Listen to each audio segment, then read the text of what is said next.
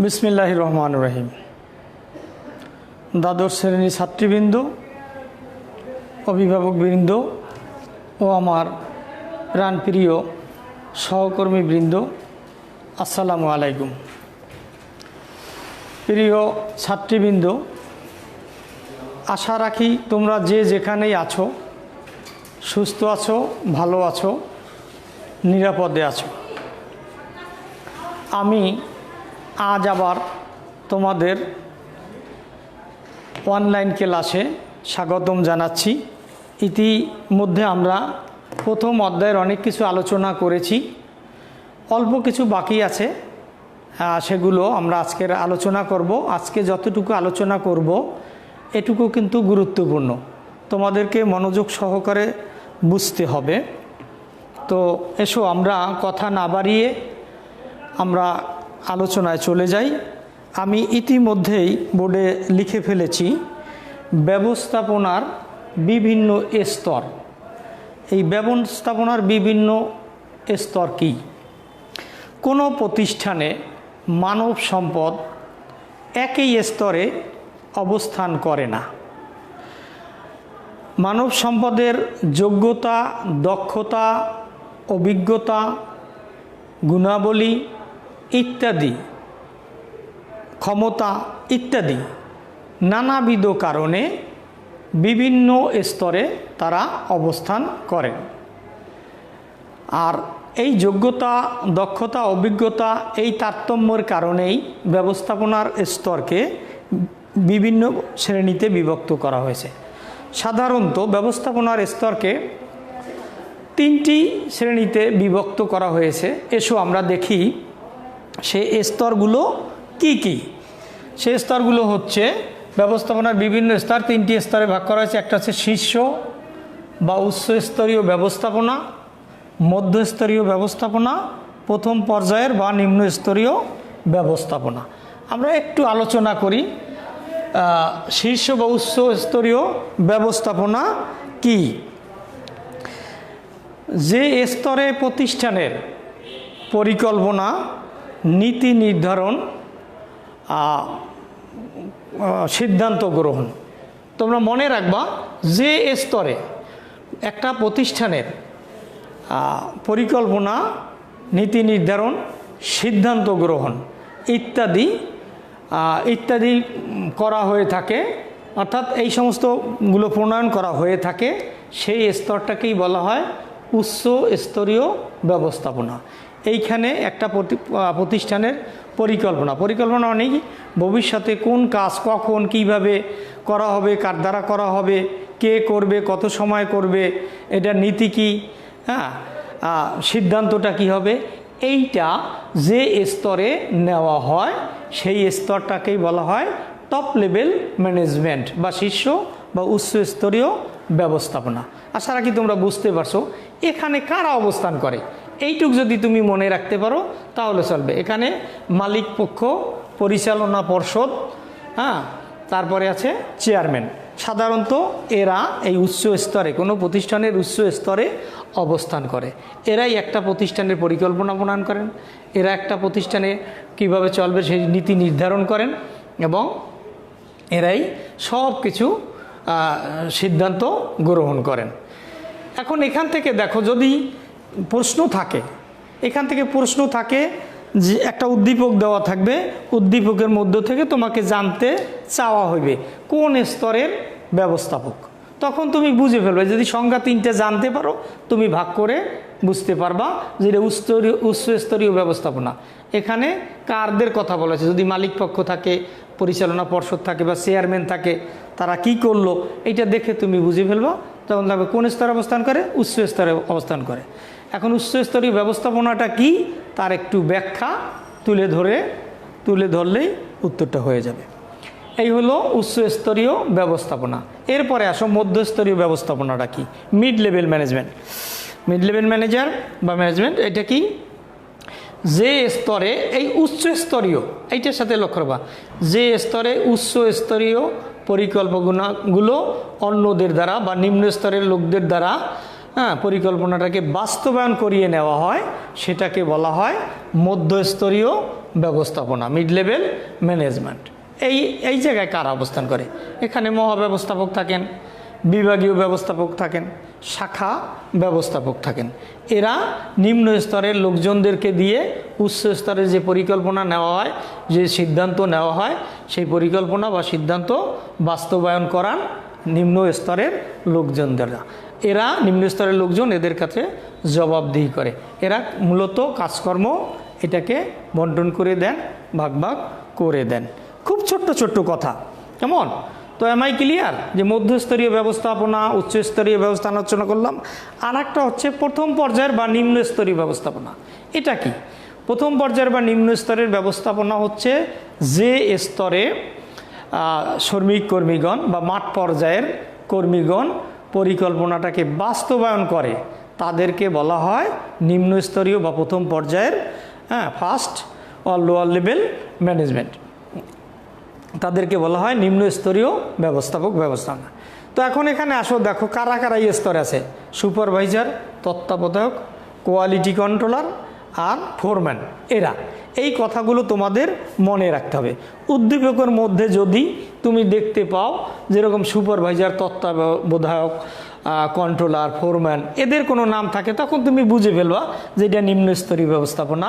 মহাব্যবস্থাপক, বিভাগীয় ব্যবস্থাপক, শাখা ব্যবস্থাপক, এইরকম যদি দেখতে পাও, তোমাকে জানতে চাওয়া হয় কোন স্তরের ব্যবস্থাপনা, তুমি তখন এইটার কথা লিখবা। এখানে কিন্তু ভুল লিখলে চলবে না। কাজেই বুঝতে পারছো যে ব্যবস্থাপনার বিভিন্ন স্তর, এই স্তরটাকে 3টি ভাগে ভাগ করা হয়েছে। এই 3টি ভাগের তোমার একটু মনে রাখতে হবে কাকে বলে এবং কারা কোন লেভেলে আছেন। এই হলো মোটামুটি আমাদের ব্যবস্থাপনার স্তর।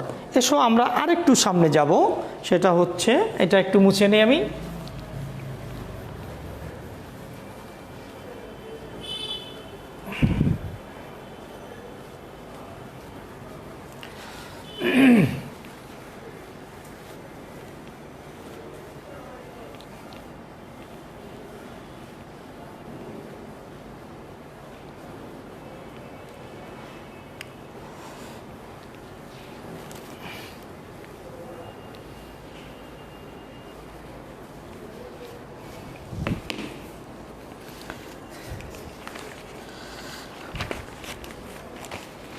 আরেকটু আমরা আলোচনা করব, সেটা হচ্ছে ব্যবস্থাপনা চক্র। ব্যবস্থাপনা চক্র আমি একটু লিখে নেই, তাহলে ভালো হবে। পরিকল্পনা,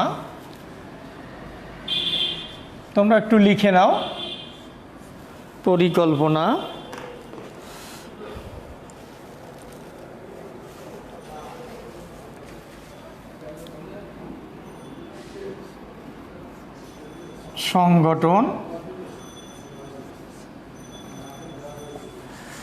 সংগঠন, কর্মী সংস্থান,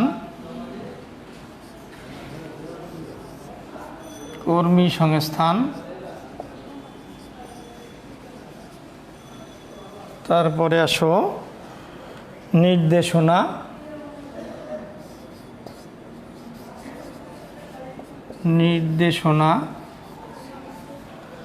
তারপরে হলো প্রেরণা,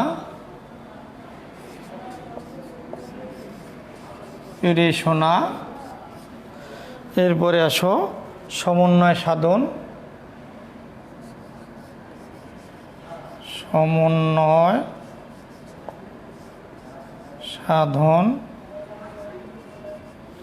সমন্বয় সাধন, আর একটা হচ্ছে নিয়ন্ত্রণ। এটাকে যদি আমরা একটু মার্কিং করে নিই তাহলে আর একটু ভালো হয়। 1, এখান থেকে যাবে এইটা, 2, 3, 4, 5,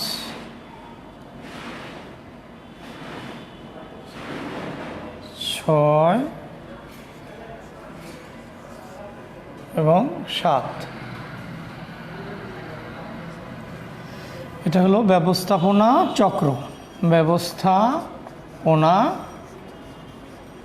চক্র। এগুলোকে আমরা এরকম সার্কেল করে নিতে পারি। হ্যাঁ, একটু করে নাও।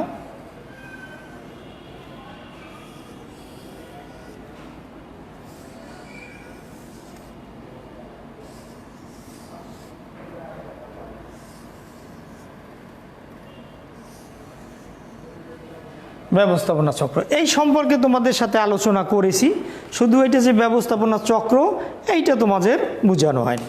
তো ব্যবস্থাপনা চক্র কি, এগুলো আমরা যা বোর্ডে লিখলাম, পরিকল্পনা, সংগঠন, কর্মী সংস্থান, তারপরে নির্দেশনা, প্রেরণা, সমন্বয় সাধন, নিয়ন্ত্রণ।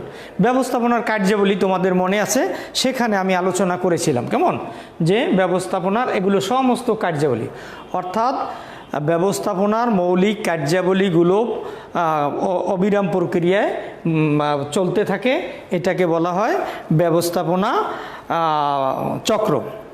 মৌলিক কাজগুলো রয়েছে, এই কাজগুলো কি করে ধারাবাহিকভাবে চলতে থাকে। ধারাবাহিক মানে কি, একটার পর একটা এভাবে চলতে থাকে, এগুলোকে বলা হয় ব্যবস্থাপনা চক্র। আর ব্যবস্থাপনার কার্যাবলী সেখানে মনে আছে না তোমাদের, যে আমরা আলোচনা করেছিলাম, কি আলোচনা করেছিলাম পরিকল্পনা কাকে বলে, হ্যাঁ, ভবিষ্যতে কি করা হবে না হবে তার আগাম সিদ্ধান্তকে বলা হয় পরিকল্পনা। সংগঠন হচ্ছে ব্যবস্থাপনার কার্যাবলীগুলো সম্পাদন করার জন্য সেইখানে যে উপাদানগুলো আছে তা একত্রিত করা, সেটা সংগঠন। কর্মী সংস্থান এই সম্পর্কে তোমাদের ধারণা দিয়েছি। নির্দেশনা, প্রেরণা, সমন্বয় সাধন, নিয়ন্ত্রণ। জাস্ট তোমাদের যে ব্যবস্থাপনার কার্যাবলীগুলো যা আমি ইতিপূর্বে তোমাদের সাথে আলোচনা করেছি, এটি হচ্ছে ব্যবস্থাপনা চক্র। কেন চক্র বলা হয়, এই কাজগুলো ধারাবাহিকভাবে চলতে থাকে। আরেকটু যদি ক্লিয়ার করি তাহলে ক্লিয়ার হয়ে যাবে। প্রথমে পরিকল্পনা নেওয়া হয়, তারপরে সংগঠন, তারপরে কর্মী সংস্থান, নির্দেশনা, প্রেরণা, সমন্বয় সাধন, নিয়ন্ত্রণ। বাস, আমার কাজ শেষ হয়ে গেল। আবার পরিকল্পনা, আবার আর একটা কাজ আছে, সেটার পরিকল্পনা। এইভাবে পর্যায়ক্রমে ধারাবাহিকভাবে চলতে থাকে বলে এটাকে বলা হয় ব্যবস্থাপনা চক্র। আশা রাখি বুঝতে পারছো, খুবই সহজ, তোমরা পড়েছো। আর এইগুলো যে কার্যাবলী পড়েছো, সেই কার্যাবলীর ব্যাখ্যায় এগুলো। এখন একটা ইম্পর্টেন্ট ব্যাপার হচ্ছে যে এইখান থেকে বিভিন্ন ধরনের প্রশ্ন থাকতে পারে। যেমন তোমাদের আমি একটু এখান থেকে দেখাইয়া দেই। যেমন মনে করো এখানে আছে, এইটা মুছে, এইটা দিল না, এখানে একটা XY দিতে পারে, একটা প্রশ্নবোধক চিহ্ন দিয়ে দিতে পারে, হ্যাঁ, একটা প্রশ্নবোধক চিহ্ন দিয়ে দিতে পারে, অথবা একটা ক্রস চিহ্ন দিয়ে দিতে পারে, একটা Y চিহ্ন দিয়ে দিতে পারে। কেমন, যেমন ব্যবস্থাপনা চক্রে প্রশ্নবোধক চিহ্নিত স্থানে ব্যবস্থাপনার কোন কার্যাবলীটি হবে ব্যাখ্যা করো। তখন আমরা কি লিখব, পরিকল্পনা, সংগঠন, কর্মী সংস্থান। এখানে তোমরা লিখবা প্রশ্নবোধক চিহ্নিত স্থানে হবে কর্মী সংস্থান। এরপরে কর্মী সংস্থানের একটু বর্ণনা দিতে হবে। এইভাবে তোমার যে কোনোটা দিতে পারে, এইটা দিতে পারে, মুছে যদি এরকম দিয়ে দেয় তো আমরা লিখব। এইভাবে এই যে 7টা পয়েন্ট তোমাদেরকে মনে রাখতে হবে, তাহলে তোমাদের আর কোনো সমস্যা নেই। এখান থেকে এইভাবেই প্রশ্ন থাকতে পারে যে ব্যবস্থাপনা চক্র কি, হ্যাঁ, বা ব্যবস্থাপনা চক্র বলতে কি বুঝো। তখন তোমার এইটা সহ লিখতে হবে। চক্র কি দিলে শুধু সংজ্ঞাটা দিলেই চলবে। কেমন, বুঝতে পারছো? প্রশ্নটা এই ধরনের হবে, যে কোনো ধরনেরই দেখ না কেন, যেখান থেকে মুছে দেব সেটা লিখতে হবে। তো শিক্ষার্থী বন্ধুরা, আমরা প্রথম অধ্যায়ের মোটামুটি ইম্পর্টেন্ট যে জিনিসগুলো আছে আলোচনা করেছি। এসো এবার আমরা তোমাদেরকে কিছু প্রশ্ন দিয়ে দিই, এখান থেকে তোমরা লিখে নাও।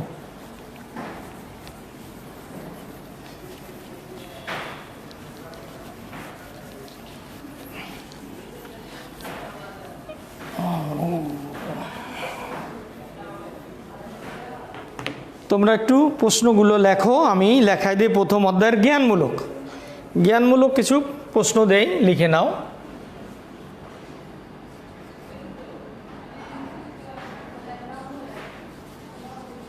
জ্ঞানমূলক প্রশ্ন।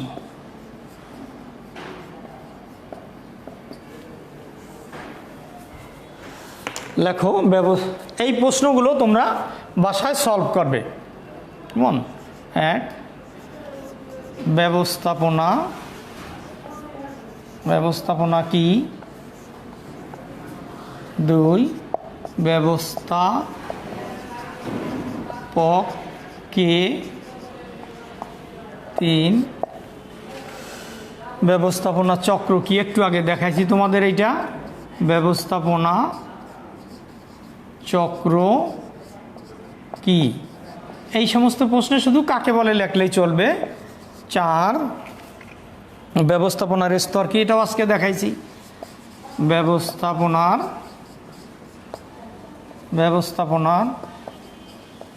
স্তর কি। 5 কেন্দ্রীকরণ কি, কেন্দ্রীকরণ কি। 6 প্রশাসন কি, প্রশাসন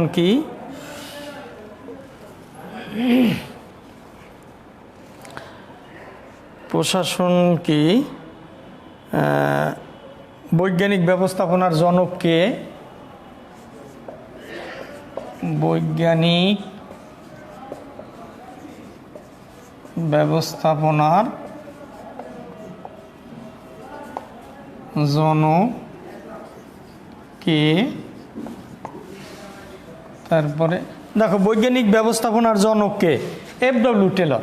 শুধু লিখবা বৈজ্ঞানিক ব্যবস্থাপনার জনক এফ.ডব্লিউ. টেলর, একে 1 নম্বর হয়ে যাবে। এরপরে আধুনিক ব্যবস্থাপনার জনক কে, একই রকম প্রশ্ন। আধুনিক ব্যবস্থাপনার জনক কে, এটা হচ্ছে হেনরি ফেওল। আধুনিক ব্যবস্থাপনার জনক হলো হেনরি ফেওল। পোস্ট কর্প এর পূর্ণ রূপ কি, এটাও তোমাদের পড়িয়েছিলাম। POSD, post, CORP, post corp এর পূর্ণ রূপ কি, অর্থাৎ পিতে কি হয়, planning, organizing, staffing, directing, coordinating, reporting and budgeting. কেমন এইভাবে। শিল্প বিপ্লব কি, শিল্প বিপ্লব কি, শিল্প বিপ্লব কি। 11তে আসো, কত শতাব্দীতে,